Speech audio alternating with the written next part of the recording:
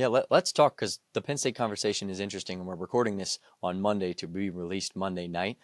Big news from Penn State, right? Less than a month ago, the Nittany Lions had massive championship aspirations. Even 2 weeks ago, when College GameDay was there for the whiteout, a lot of stuff riding on that Oregon win. But since then, I mean, it's been crazy. The school is looking for a new head coach now, as James Franklin was fired on Sunday. The fall, I think, was pretty historic, I guess is the way to put it, right? Like a couple of weeks ago, the difference between a couple of weeks ago and now is so vastly different. Where will Penn State go from here? I don't know, but with the buyout that he has, the firing is pretty interesting.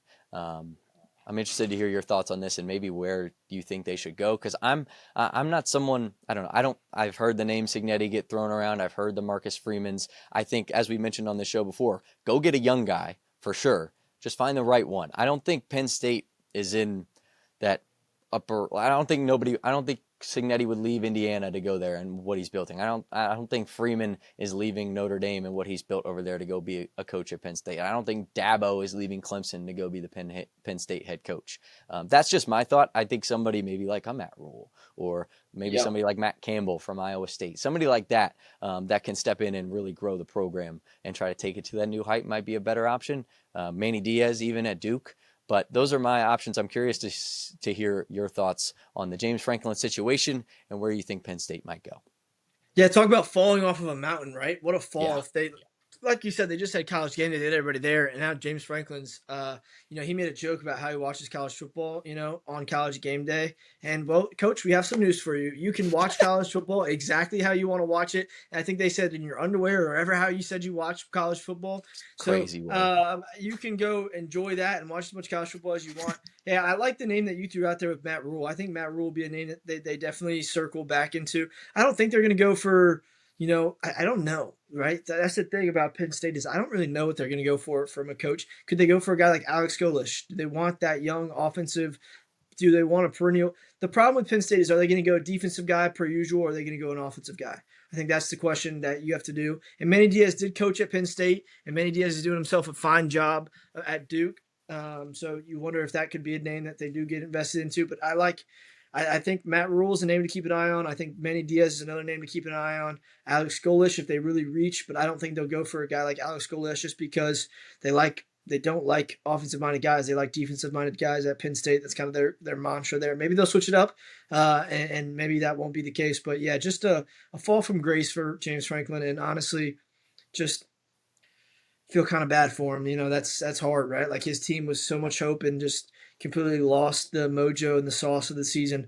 But that's what happens in college football, man. That's the beauty of it. You can't predict it. It's unpredictable. Drew Allar out for the season too. Doesn't help them at all. Which you wonder if Drew Allar will even be at Penn State next year. Does he enter the portal with the new head coach? So there's a lot of question marks if you're a Penn State fan, but I'm sorry. Last week I gave you guys false hope, and I said there might still be a chance you could sneak into the playoff.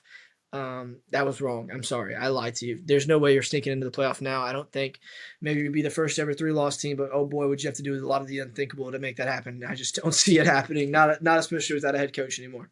No, I don't think so either. And I think, too, it's worth highlighting that Franklin, when he came into Penn State, was in a dumpster fire of situation, coming off the whole Paterno, dealio. I'm not going to get into any of that stuff. But taking it from a terrible place, right? I feel like that's pretty fair to say. Took it from a terrible place to one of the top programs in the top 25, at least, of this season and of previous seasons.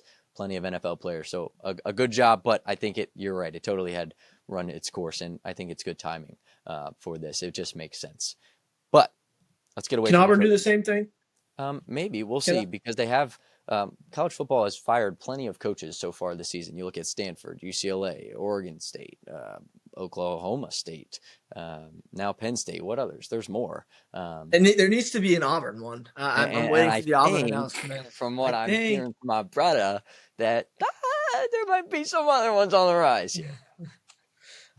Who knows? We'll see what happens with you, Freeze. Well, I'm also curious to see where James Franklin finds a new home, because that will be interesting to see, because he is such a program builder, and that's at least what he proved at Penn State.